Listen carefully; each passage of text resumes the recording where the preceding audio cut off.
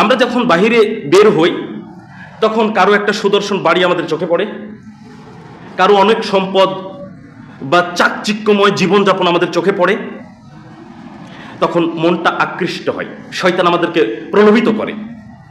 বাড়িতে থাকলে এই বিষয়গুলো যখন আমরা দেখতে পাই না, তখন অন্তত শয়তান এই বিষয়গুলো দিয়ে আমাদেরকে ধোঁকা দিতে পারে না।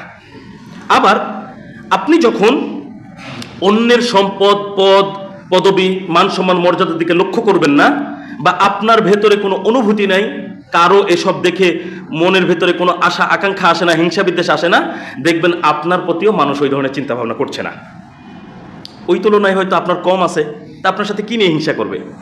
তাহলে আপনি এই বাহ্যিক যে অবস্থা আমাদের বাড়ির বাহিরে, সেটা থেকে অন্তত অন্তরের যে প্রলোভন যা আপনাকে ফিতনায় ফেলতে পারে, সেখান থেকে আপনি বেঁচে গেলেন। যেমন একটা ছোট্ট ঘটনা যদি বলি, আমরা অনেকেই বিভিন্ন অফিসে চাকরি করি, কিছু কিছু সেক্টরে কিন্তু স্যালারি বেশি, যেমন পল্লী বিদ্যুৎ। আপনি খেয়াল করলে বুঝবেন, পল্লী বিদ্যুৎ, ভূমি অফিস, একজন পিয়নেরও অবস্থা ভালো, কিন্তু একজন সৎ অফিসারের অবস্থা তত ভালো না। যদি অফিসার সৎ হয়, তখন সৎ অফিসারের ওয়াইফ তাকে বলে এইভাবে, তোমার অফিসের পিয়নের এত এত কিছু হয়ে গেছে, তোমার কেন হচ্ছে না? ও তো অসৎ উপায় হয়েছে। ওই জায়গাটাতে নজর পড়লো কার?